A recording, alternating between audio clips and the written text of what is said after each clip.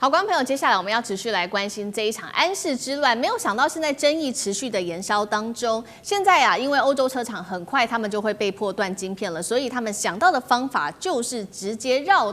过荷兰哦，去跟德国车厂来要这些制造好的晶片，去大陆来做封装。那么另外一头呢，中国则是反手自建晶圆厂，要超车在欧洲的产能。另外一方面，今天我们会来特别关心到的是，欧盟也要拆光，以国安理由拆光华为。德国甚至狠砸了700亿换算新台币要拆除华为，是说要制裁中国吗？还是欧洲自己再毁了自己的晶片，再加上5G 的命脉呢？今天会一起的来做解读。好，今天开场3个火线话题，我们会请来宾来帮我们做解读。第一个，安氏啊断供，确实现在欧洲车厂都快要撑不住了，因为荷兰至今仍然不愿意提供任何的晶片。那么库存呢？根据了解，现在欧洲的方面只能再撑几周哦，这是来自于车厂的说法。所以这些车厂现在绕道去买德国晶片，到大陆的东莞去做封装。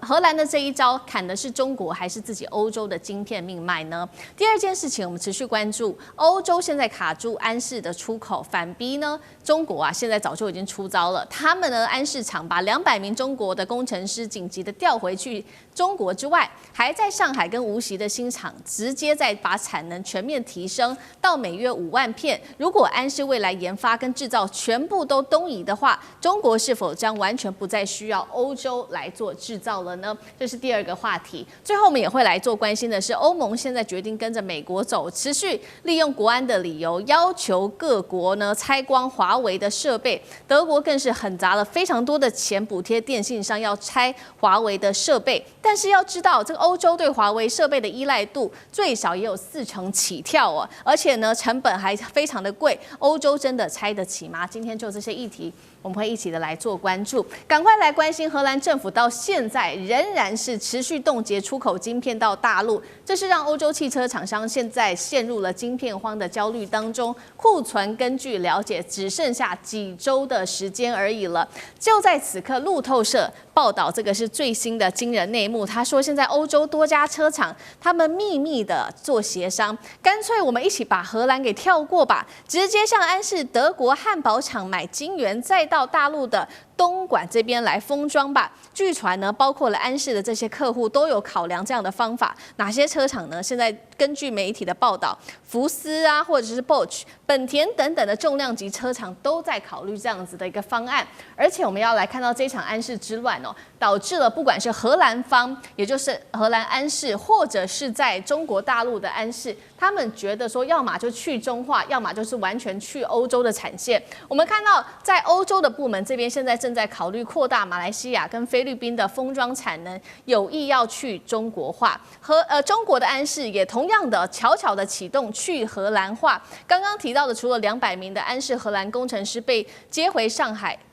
中国大陆之外，中国上海无锡的产能也全面提升哦，那么可以超过欧洲本部。重点是了，大陆制造的成本又比较低，甚至可以降低18%，一年甚至可以省下10亿人民币这么高的金额。荷兰这一场卡中国的豪赌，会不会逼得欧洲车厂集体的绕道之外，还逼中国打造属于自己的晶圆厂？到底是制裁谁呢？未来有没有可能就是包括这个安氏的设计跟制造全面东移？将军怎么看？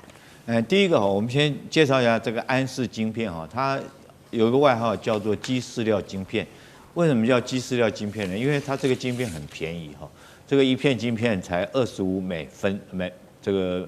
分而已哈。但最近当然是涨价了，涨到一片大概到1块钱美金哈。就算涨到1块钱美金，讲也不贵。但是一般来讲，现在所有车子，不管是燃油车或电动车，都需要用到这种晶片哈，就像是鸡饲料一样，鸡就一定要吃饲料嘛。但是虽然很便宜，量很多，可是它就是要吃饲料哈。所以一片通常燃油车来讲，它要到600片的晶片，那电动车可能到这个1-2千片。它用在车子的不管是安全气囊啊，或者是说方向盘这个电灯系统，都要用到这种相关的安氏晶片。所以我们知道这个晶片来讲，并不是这个制造来讲，并不是技术特别高深。那安氏半导体，它在今年6月份的时候，为了配合美国的说法哈，说这个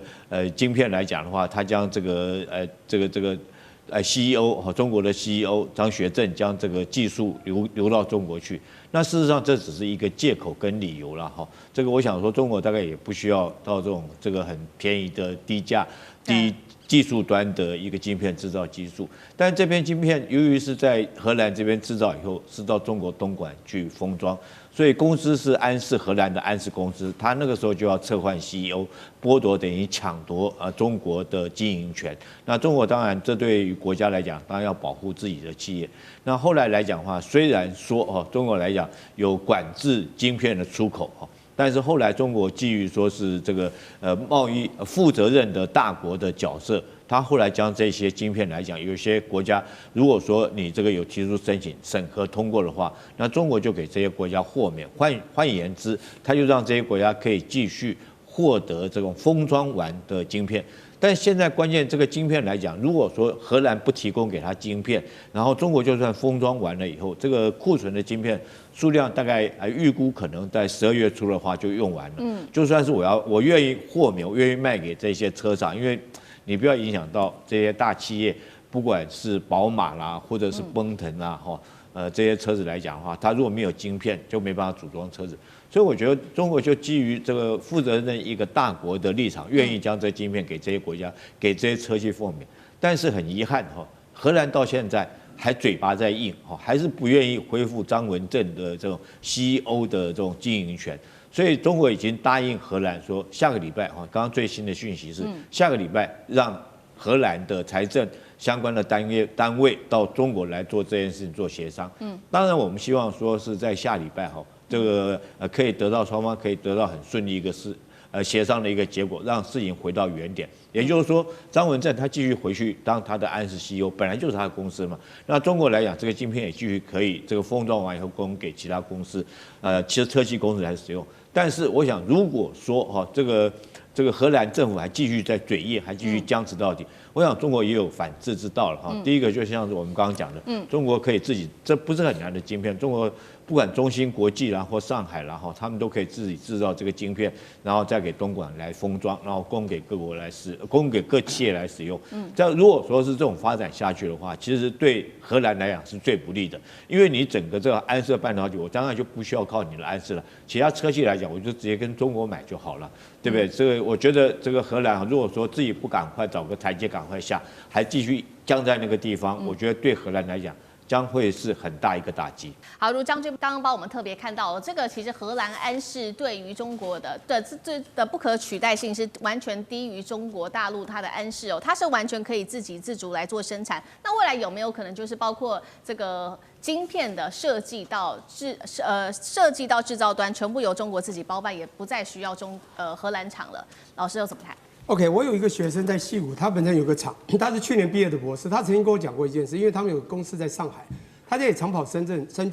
他常跟我说他说奇怪，这个我们到对岸去的时候，发现即便是大陆的毕业生，你只要给他一些 incentive， 跟他说我要做什么，没有多久他一个团队就做出来了。这是我们从我们知道我们的对岸在2013年红色供应链以后，他们所做的东西，尤其在隔年之后，他们强调一个叫做 China Creation 的一个可怕的地方，也就是他们从无到有。而且所有的东西急速升级到你有时候想象不到的快速，当然不是说光高铁盖这个什么这个港珠澳大桥等等，在这个所谓的科技的这个领域也是一样，所以常常让你会意想不到的突然的出现。好，那待会我们讲安氏这个问题就讲，因为我们讲对岸他们已经真的是用心在这一块，也就是高科技上面扎根从2014年跟这个中德签了工业4.0之后，然后他们在另一年丢了大经济一起计划，在1000多亿，2019年2期计划，2023、24因为面临到所谓的中美贸易战的越来越这个紧箍咒越来越严重，丢了3期计划，这是在扎重金，还有在教育的改革，因为我刚从南京回来，他们现在在叫跨领域结合，包括我们的财经系都已经落到后面的排名，而是所有东西必须加 AI 元素，那叫跨领域结合。那我现在要讲的就是说，所有的东西你不可能只有一样就生存，包括安氏半导体也是一样。9月30号在河南做了一个大的这个我们也是一个杀手锏他就把这个整个安氏半导体就把它拿下来了。那这个东西其实是从当时我们的对岸中国在那边去设厂，把它这个成立起来。这是一个我们把它号称叫做全球最大的基础型的晶片的制造商。它里面包括它的二极体啊、电晶体啊、电源供应器这些东西都在那边做这个制造生产。实际上它是非常重要的，可是你忽略掉一个东西，就是说它在制造一样东西的时候，一定有上中游甚至下游啊，不管下游还有下游端到最后的客户端。这里呢，如果你今天不能掌控整条线，你只拿到中间的部分，其实啊，你有可能就会被人家断层。所以呢，当时我记得在10月初的时候啊，我们的对岸就给他做了一个断层的做法，东西上中的很多的供应商就不过去了。当然这时候又发现他们这样又生存不下去，但他们一样可以从，因为欧盟是一个比较奇怪的地方，欧盟现在28个国家，从这个英国脱欧变27个嘛。这些在不管深耕这里面的国家呢，他们也互相各有资源，所以即便是厂商需求这样的半导体，即便是供应商不见，他们也可能透过别的国家，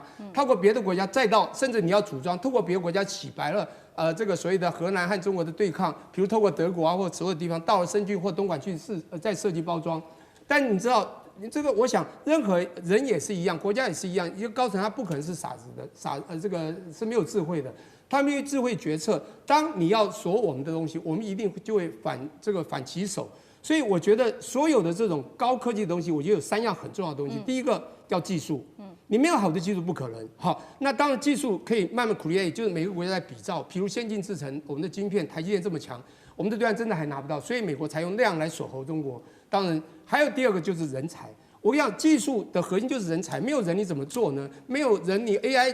这个我们生成 AI 也做不出来，人还最重要。那什么叫人才？他一定从小这个训练，他不管这个是优秀或怎么样，在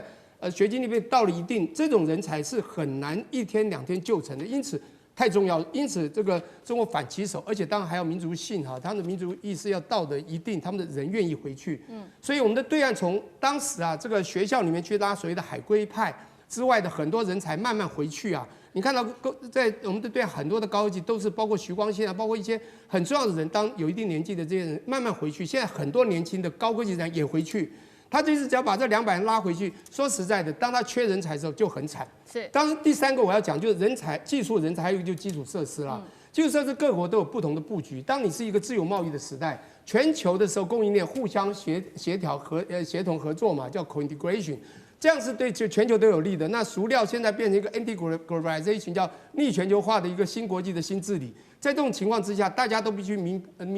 哲保身。从美国他孤立主义、保护主义开始，全球都在这样。所以荷兰做这样的动作，当然我们的对岸中国也会做这样的动作。所以这时候他为了明哲保身，只要你对我怎么样，他一定会做反其道的手，然后就把他人才拉回去。当然，最后一个重点就是。我讲的刚开始讲的一句话，就我们对岸真的是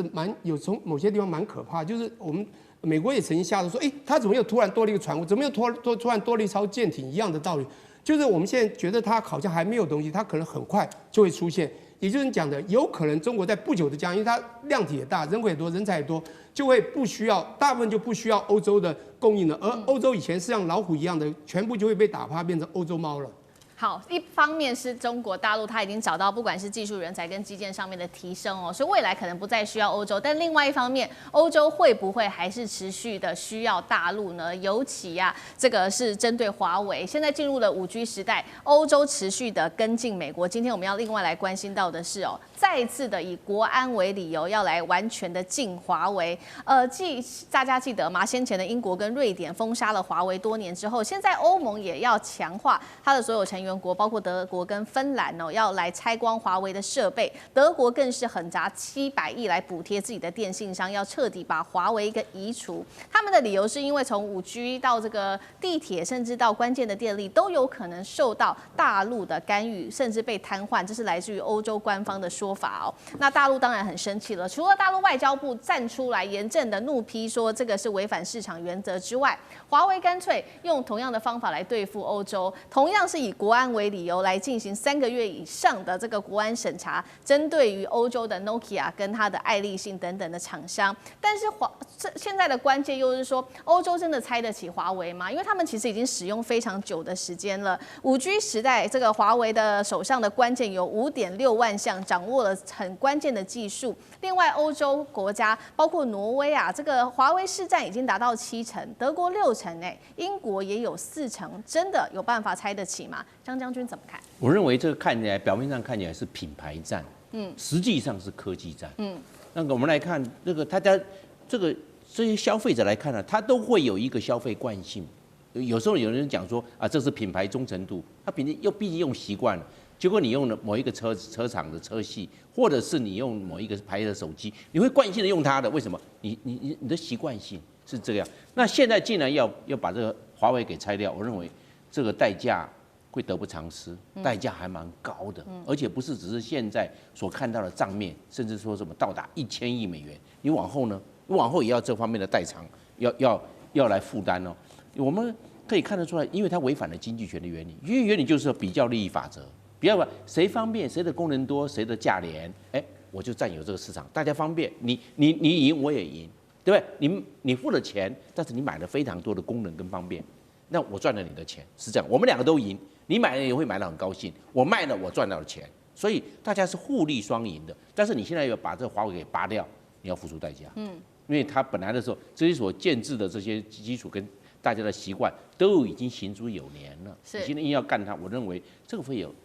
有不好的、有负面的这个经济现象。我们原则上经济学上来看的话，少干扰，你让它干扰，让价格机能、市场机制、供需来决定这个价格。大家有需要嘛？你干嘛要去拆它？大家有需要，表示华为在品牌上有它的可靠跟稳定度，那为什么不用呢？它又便宜啊。那再其次的话，我们知道那个中国大陆一向是开源式的。你要知道，它有56000多项的专利，表示它在一直在成长。它不是只现在为止哦，它将来在2026、2027，它功能会更多，价格会更低。你为什么不再继续享受？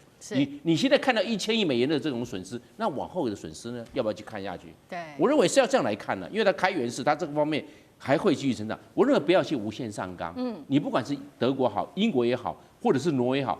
后面当然有美国在后面这边做操控嘛，大家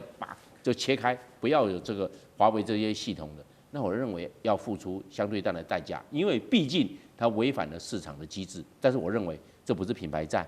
这是G2美国跟中国大陆之间的科技战。好，谢谢将军。那我们休息一下，马上回来。地缘政治、美中之争、战略价值、强权崛起、小国生存。现在与未来洞悉事件走向。